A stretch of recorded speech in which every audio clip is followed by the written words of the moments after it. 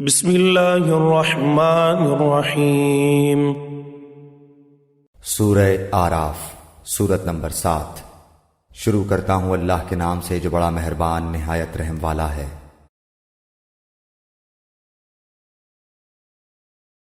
قال یا قوم لیس بی ضلالۃ ولکنی رسول من رب العالمین۔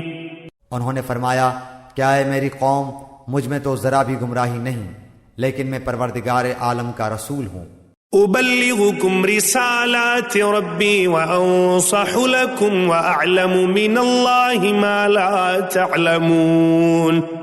تم کو اپنے پروردگار کے پیغام پہنچاتا ہوں اور تمہاری خیر خواہی کرتا ہوں، اور میں اللہ کی طرف سے ان امور کی خبر رکھتا ہوں جن کی تم کو خبر نہیں۔ او عجبتم ان جاءکم ذکر من ربکم علی رجل منکم لینذرکم ولتتقوا ولعلکم ترحمون۔ اور کیا تم اس بات سے تعجب کرتے ہو کہ تمہارے پروردگار کی طرف سے تمہارے پاس ایک ایسے شخص کی معرفت جو تمہاری ہی جنس کا ہے کوئی نصیحت کی بات آ گئی، تاکہ وہ شخص تم کو ڈرائے اور تاکہ تم ڈر جاؤ اور تاکہ تم پر رحم کیا جائے۔ فَكَذَّبُوهُ فَأَنجَيْنَاهُ وَالَّذِينَ مَعَهُ فِي الْفُلْكِ وَأَغْرَقْنَا الَّذِينَ كَذَّبُوا بِآيَاتِنَا إِنَّهُمْ كَانُوا قَوْمًا عَمِينَ۔ سو وہ لوگ ان کی تکذیب ہی کرتے رہے، تو ہم نے نوح علیہ السلام کو اور ان کو جو ان کے ساتھ کشتی میں تھے بچا لیا، اور جن لوگوں نے ہماری آیتوں کو جھٹلایا تھا ان کو ہم نے غرق کر دیا، بے شک وہ لوگ اندھے ہو رہے تھے۔ کشتی اور طوفان کا پورا واقعہ انشاءاللہ سورہ ہود میں آنے والا ہے۔ وَإِلَىٰ عَادٍ أَخَاهُمْ هُودًا قَالَ يَا قَوْمِ اعْبُدُوا اللَّهَ مَا لَكُم مِّنْ إِلَٰهٍ غَيْرُهُ أَفَلَا تَتَّقُونَ۔ اور ہم نے قوم عاد کی طرف ان کے بھائی ہود علیہ السلام کو بھیجا، انہوں نے فرمایا، اے میری قوم، تم اللہ کی عبادت کرو، اس کے سوا کوئی تمہارا معبود نہیں، سو کیا تم نہیں ڈرتے؟ قوم عاد عربوں کی ابتدائی نسل کی ایک قوم تھی جو حضرت عیسیٰ علیہ السلام سے کم از کم 2000 سال پہلے یمن کے علاقے حضرموت کے آس پاس آباد تھی۔ یہ لوگ اپنی جسمانی طاقت اور پتھروں کو تراشنے کے ہنر میں مشہور تھے۔ رفتہ رفتہ انہوں نے بت بنا کر ان کی پوجا شروع کر دی اور اپنی طاقت کے گھمنڈ میں مبتلا ہو گئے۔ حضرت ہود علیہ السلام ان کے پاس پیغمبر بنا کر بھیجے گئے اور انہوں نے اپنی قوم کو بڑی درد مندی سے سمجھانے کی کوشش کی اور انہیں توحید کی تعلیم دے کر اللہ تعالیٰ کا شکر گزار بننے کی تعلیم دی، مگر کچھ نیک طبع لوگوں کے سوا باقی لوگوں نے ان کا کہنا نہیں مانا۔ پہلے ان کو قحط میں مبتلا کیا گیا اور حضرت ہود علیہ السلام نے انہیں یاد دلایا کہ یہ اللہ تعالیٰ کی طرف سے ایک تنبیہ ہے، اگر اب بھی تم اپنی بدعمالیوں سے باز آ جاؤ تو اللہ تعالیٰ تم پر رحمت کی بارشیں برسا دے گا۔ لیکن اس قوم پر کچھ اثر نہیں ہوا اور وہ اپنے کفر و شرک میں بڑھتی چلی گئی۔ آخرکار ان پر ایک تیز و تند آندھی کا عذاب بھیجا گیا جو 8 دن تک متواتر جاری رہا، یہاں تک کہ یہ ساری قوم ہلاک ہو گئی۔ اس قوم کا واقعہ موجودہ سورت کے علاوہ سورہ ہود، سورہ مومنون، سورہ شعراء، سورہ حامیم السجدہ، سورہ احقاف، سورہ قمر، سورہ الحاقہ اور سورہ فجر میں آیا ہے۔ ان کے مختلف واقعات کی تفصیل انشاءاللہ ان سورتوں میں آئے گی۔ قال الملأ الذين كفروا من قومه إنا لنراك في سفاهة وإنا لنظنك من الكاذبين۔ ان کی قوم میں جو بڑے لوگ کافر تھے انہوں نے کہا، ہم تم کو کم عقلی میں دیکھتے ہیں اور ہم بے شک تم کو جھوٹے لوگوں میں سے سمجھتے ہیں۔ قال يا قوم ليس بي سفاهة ولكني رسول من رب العالمين۔ انہوں نے فرمایا کہ اے میری قوم، مجھ میں ذرا بھی کم عقلی نہیں، لیکن میں پروردگار عالم کا بھیجا ہوا پیغمبر ہوں۔ ابلغکم رسالات ربی وانا لکم ناصح امین۔ تم کو اپنے پروردگار کے پیغام پہنچاتا ہوں اور میں تمہارا امانت دار خیر خواہ ہوں۔ او عجبتم ان جاءکم ذکر من ربکم علی رجل منکم لینذرکم واذکروا اذ جعلکم خلفاء من بعد قوم نوح وزادکم فی الخلق بسطہ فاذکروا آلاء اللہ لعلكم تفلحون. اور کیا تم اس بات سے تعجب کرتے ہو کہ تمہارے پروردگار کی طرف سے تمہارے پاس ایک ایسے شخص کی معرفت جو تمہاری ہی جنس کا ہے کوئی نصیحت کی بات آ گئی تاکہ وہ شخص تم کو ڈرائے؟ اور تم یہ حالت یاد کرو کہ اللہ نے تم کو قوم نوح کے بعد جانشین بنایا اور ڈیل ڈول میں تم کو پھیلاؤ زیادہ دیا، سو اللہ کی نعمتوں کو یاد کرو تاکہ تم کو فلاح ہو۔ یہ لوگ اپنے قد و قامت میں اتنے لمبے چوڑے تھے کہ سورہ فجر میں اللہ تعالیٰ نے فرمایا ہے کہ ان جیسی قوم کسی ملک میں بھی پیدا نہیں کی گئی۔ قالوا اجئتنا لنعبد الله وحده ونذر ما كان يعبد آباؤنا فأتنا بما تعدنا إن كنت من الصادقين۔ انہوں نے کہا کہ کیا آپ ہمارے پاس اس واسطے آئے ہیں کہ ہم صرف اللہ ہی کی عبادت کریں اور جن کو ہمارے باپ دادا پوجتے تھے ان کو چھوڑ دیں؟ پس ہم کو جس عذاب کی دھمکی دیتے ہو اس کو ہمارے پاس منگوا دو اگر تم سچے ہو۔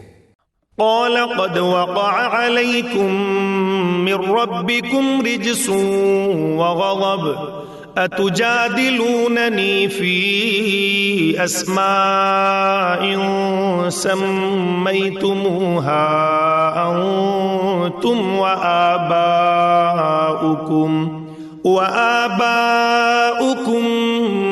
ما نزل الله بها من سلطان فانتظروا إني معكم من المنتظرين۔ انہوں نے فرمایا کہ بس اب تم پر اللہ کی طرف سے عذاب اور غضب آیا ہی چاہتا ہے کہ کیا تم مجھ سے ایسے ناموں کے باب میں جھگڑتے ہو جن کو تم نے اور تمہارے باپ دادوں نے ٹھہرا لیا ہے؟ ان کے معبود ہونے کی اللہ نے کوئی دلیل نہیں بھیجی، سو تم منتظر رہو، میں بھی تمہارے ساتھ انتظار کر رہا ہوں۔ فأنجيناه والذين معه برحمة منا وقطعنا دابر الذين كذبوا بآياتنا وما كانوا مؤمنين۔ غرض ہم نے ان کو اور ان کے ساتھیوں کو اپنی رحمت سے بچا لیا اور ان لوگوں کی جڑ کاٹ دی جنہوں نے ہماری آیتوں کو جھٹلایا تھا اور وہ ایمان لانے والے نہ تھے۔ وَإِلَى ثَمُودَ أَخَاهُمْ صَالِحًا قَالَ يَا قَوْمِ اعْبُدُوا اللَّهَ مَا لَكُمْ مِنْ إِلَٰهٍ غَيْرُهُ قَدْ جَاءَتْكُمْ بَيِّنَةٌ مِّن رَّبِّكُمْ هذه ناقة الله لكم آية فذروها تأكل في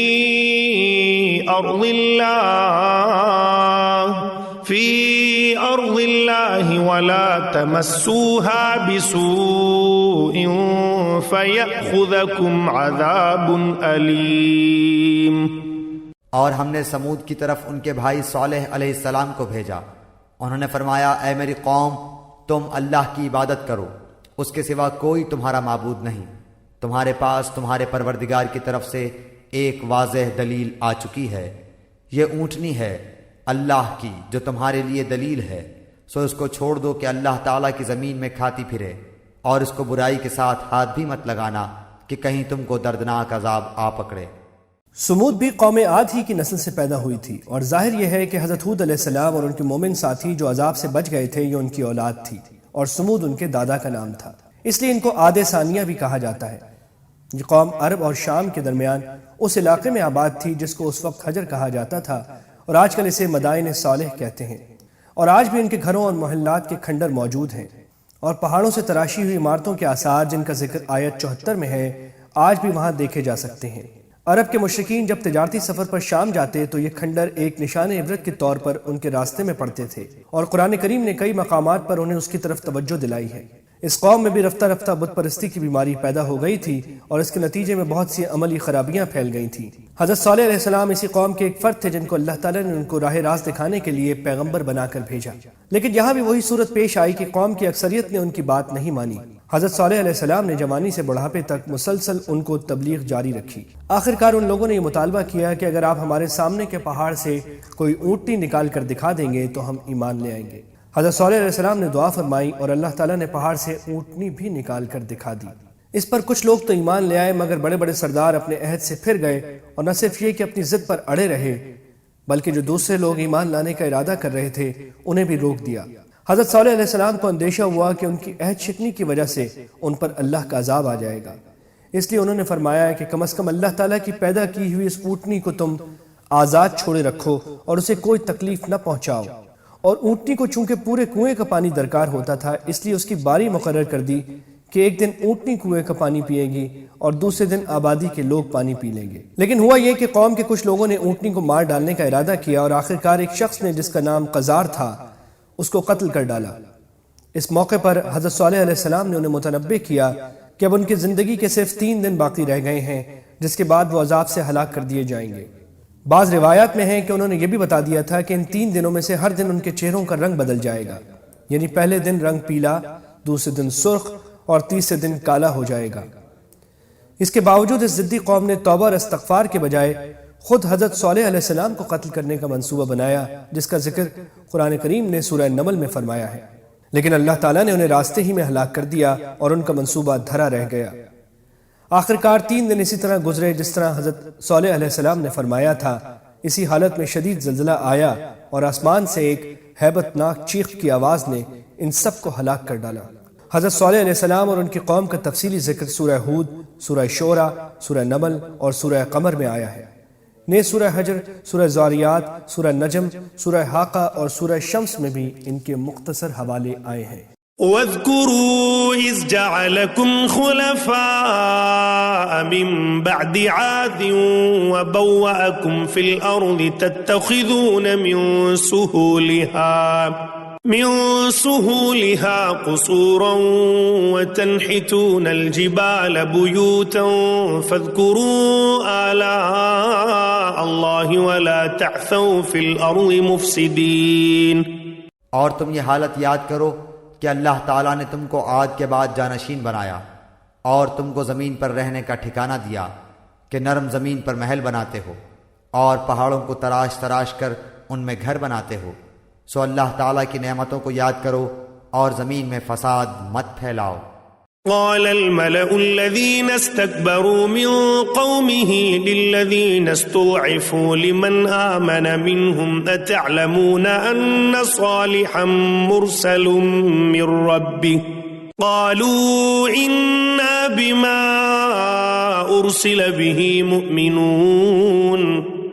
ان کی قوم میں جو متکبر سردار تھے انہوں نے غریب لوگوں سے جو کہ ان میں سے ایمان لے آئے تھے پوچھا، کیا تم کو اس بات کا یقین ہے کہ صالح علیہ السلام اپنے رب کی طرف سے بھیجے ہوئے ہیں؟ انہوں نے کہا کہ بے شک ہم تو اس پر پورا یقین رکھتے ہیں جو ان کو دے کر بھیجا گیا ہے۔ قال الذين استكبروا إنا بالذي آمنتم به كافرون۔ وہ متکبر لوگ کہنے لگے کہ تم جس بات پر یقین لائے ہو ہم تو اس کے منکر ہیں۔ فعقروا الناقة وعتوا عن أمر ربهم وقالوا يا صالح ائتنا بما تعدنا إن كنت من المرسلين۔ پس انہوں نے اس اونٹنی کو مار ڈالا اور اپنے پروردگار کے حکم سے سرکشی کی اور کہنے لگے کہ اے صالح، جس کی آپ ہم کو دھمکی دیتے تھے اس کو منگوائیے اگر آپ پیغمبر ہیں۔ فأخذتهم الرجفة فأصبحوا في دارهم جاثمين۔ پس ان کو زلزلے نے آ پکڑا اور وہ اپنے گھروں میں اوندھے کے اوندھے پڑے رہ گئے۔ فتولى عنهم وقال يا قوم لقد أبلغتكم رسالة ربي ونصحت لكم ولكن لا تحبون الناصحين۔ اس وقت صالح علیہ السلام ان سے منہ موڑ کر چلے اور فرمانے لگے، کیا اے میری قوم، میں نے تو تم کو اپنے پروردگار کا حکم پہنچا دیا تھا اور میں نے تمہاری خیر خواہی کی، لیکن تم لوگ خیر خواہوں کو پسند نہیں کرتے۔ وَلُوطًا إِذْ قَالَ لِقَوْمِهِ أَتَأْتُونَ الْفَاحِشَةَ مَا سَبَقَكُمْ بِهَا مِنْ أَحَدٍ مِنَ الْعَالَمِينَ۔ اور ہم نے لوط علیہ السلام کو بھیجا جبکہ انہوں نے اپنی قوم سے فرمایا کہ تم ایسا فحش کام کرتے ہو جس کو تم سے پہلے کسی نے دنیا جہان والوں میں سے نہیں کیا۔ حضرت لوط علیہ السلام حضرت ابراہیم علیہ السلام کے بھتیجے تھے جو اپنے مقدس چچا کی طرح عراق میں پیدا ہوئے تھے، اور جب انہوں نے وہاں سے ہجرت کی تو حضرت لوط علیہ السلام بھی ان کے ساتھ وطن سے نکل آئے۔ بعد میں حضرت ابراہیم علیہ السلام فلسطین کے علاقے میں آباد ہوئے اور حضرت لوط علیہ السلام کو اللہ تعالیٰ نے اردن کے شہر سدوم میں پیغمبر بنا کر بھیجا۔ سدوم ایک مرکزی شہر تھا اور اس کے مضافات میں امورہ وغیرہ کئی بستیاں آباد تھیں۔ کفر و شرک کے علاوہ ان بستیوں کی شرمناک بدعملی یہ تھی کہ وہ ہم جنسی کی لعنت میں گرفتار تھے، جس کا ارتکاب قرآن کریم کی تصریح کے مطابق ان سے پہلے دنیا کے کسی فرد نے نہیں کیا تھا۔